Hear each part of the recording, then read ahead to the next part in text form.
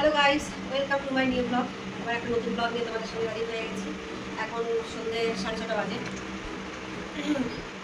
সন্ধ্যে 6:30 সকাল থেকে ব্লগগুলো দেইনি, অনেকদিন ধরে দিচ্ছি না, আবার শুরু করলাম। যাই হোক, এখন মাঝে মধ্যে পাবে, একদিন রান্না দেবো, একদিন ব্লগ দেবো, এইভাবেই করবো, মানে একটা না সবটা দেবো না।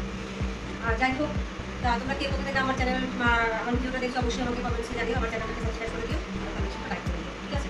তা দেখতে পাচ্ছ, এই যে দেখো বন্ধুরা, বাজারে রেখেছি দুপুরবেলা, কিছুই ঢালিনি, তাই ওইভাবে রেখে দিয়েছিলাম। তাই এখন তোমাদেরকে ফেলে দেখাবো ঠিক কী বাজারে এনেছে। তার আগে দেখো, এই যে গোটা কুমড়ো। আমার হাজব্যান্ড যখনই বাজারে যাবে গোটা কুমড়ো কিনে নিয়ে আসবে।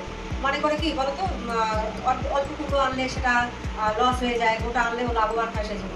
কিন্তু আমরা 4 জন মানুষ, এই কুমড়োটা তোমাকে ছোটো কুমড়ো, বেশি বড় না, 5 দিন লাগবে এটা খেতে।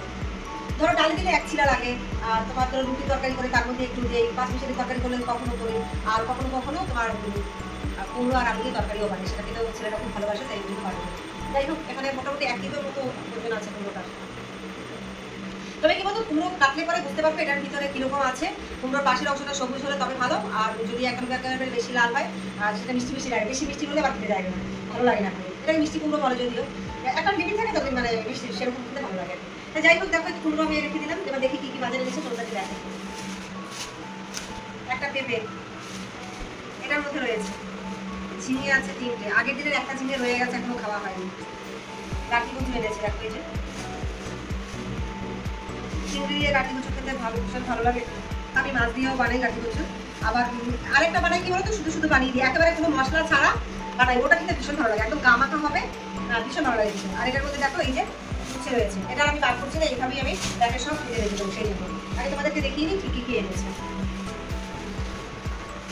এটার মধ্যে দেখো আছে কাঁকরোল, এবছরের প্রথম কাঁকরোল খাবো, এর আগে কখনো কাঁকরোল আনিনি, এবছরের মধ্যে প্রথম এনেছে আর কি। কাঁকরোল আমি আর বার করছি না, আমি এইভাবেই রেখে দিতে পারবো সেই জন্য।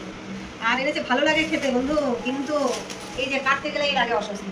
ভীষণ ভালো খাই, ভীষণ ভালো খাই, ডাল দিয়ে বানালেও ভালো খাই, খাবার বানালেও ভালো খাই, মানে যেরকম ভাবে বানিয়ে দেবে কচুমেথি মোটামুটি সব কিছু দিয়েই ভালো খাই। কিন্তু কাটতে গেলে আমার রুটিটা একটু ব্যথা হয়ে যাবে, কি বলবো, কাটতে হবে, নিয়ে এসেছে, ভালো যখন খাই তখন করতেই হবে। আর এটার মধ্যে এনেছে দেখো পটল, পটল আর ভেন্ডি, একদম লকলকে ভেন্ডিগুলো, 1 কেজি পটল হবে, ওটা এনেছে 1 কেজি পটল। এইগুলো আমি আর খাল করে, যেহেতু প্লাস্টিকের প্যাকেটের মধ্যে রয়েছে, ফ্রিজে রাখতে হবে, সবজিগুলো মানে টাটকা থাকে সেই জন্য, তাই এটা সবই থাকে। তা আপাতত এইগুলো থাকুক। এবার তোমার পরিবার খুলে দেখায় ওটার মধ্যে কি আছে, দেখাই একটা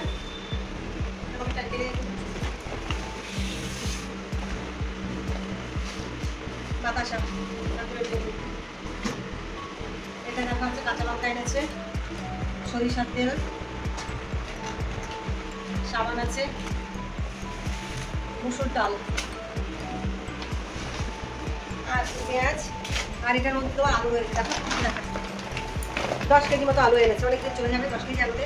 আমরা 4 জন মানুষ, কিন্তু আমাদের ওখানে প্রচুর আলু লাগে। আলু ভাজা, আলু সিদ্ধ, মাছের ঝোলে আলু, মাংসে আলু, মানে আলুর আর শেষ নেই আর কি। সব কিছুতেই আলু লাগবে, ভীষণ ভালো খায় আলুটা, সেই জন্য বেশিবার একবার এনে রাখে, অনেক দিন যায়। এইগুলো বাজার, এবার ভোজ করার পালা, সেগুলো তো করবো। এটা একটু সরিয়ে দেয়। তার আগে বলি দুপুরবেলা কি রান্না করছিলাম, আজকে একদম 1 তরকারি ভাত, মাংস ভাত রান্না করেছি, তাই অনেক কিছু করতে হয়নি। তার দুপুরবেলা খেয়ে নিয়েছি, যা অল্প মাংস রয়েছে, যাতে ছেলেদের হয়ে যাবে খাওয়া। ছেলেদের হবে না, একজনের হবে, যে খায় দুজনের মধ্যে, বড় তো খেতে চায় না, ছোট মানুষ যদি খায় তো খাবে। আবার পাশের বাড়িতে পুজো হচ্ছে, সেখানেও ভাত খেয়ে একদম মণ্ডপের পুজো, সেগুলো সেদিন খাবে। খিদে কতটা থাকে সে বুঝে রান্না করবো, ভাবছি রাতে একটু সিদ্ধ ভাত করবো, তাতেই হয়ে যাবে। ডাল সিদ্ধ একটু আবশ্যক দিলে রাতে আর কোনো কিছু লাগবে না, রাতে খাবার তার তো রাতে খাবার খায় অল্প একটু, অল্প করলেই হয়ে যায়, বেশি দরকার নেই আর কি। তা 3টে ঝিঙে কি মনে করে 3টে ঝিঙে এনেছে আমি বুঝতে পারলাম না, 3টে ঝিঙে কতটুকু হবে বুঝতে পারছি না, এটা পোস্ত দিয়েই খেতে হবে। তা এই হচ্ছে বাজারঘাট, এখন এগুলো সব গোছগাছ করবো, ঢুকাবো। তা আমার এই ছোট ভিডিওটা আজকে আমি এখানেই শেষ করবো। ছোট্ট একটা ভিডিও বানিয়েছি তোমাদের জন্য, ওই ভিডিওটা কেমন লাগলো অবশ্যই তোমরা আমাকে কমেন্টে জানিও। তাহলে পরের দিন আবার নতুন ব্লগ নিয়ে তোমাদের সামনে হাজির হয়ে যাবো। আজকে এই পর্যন্তই, ঠিক আছে? Tata, good night.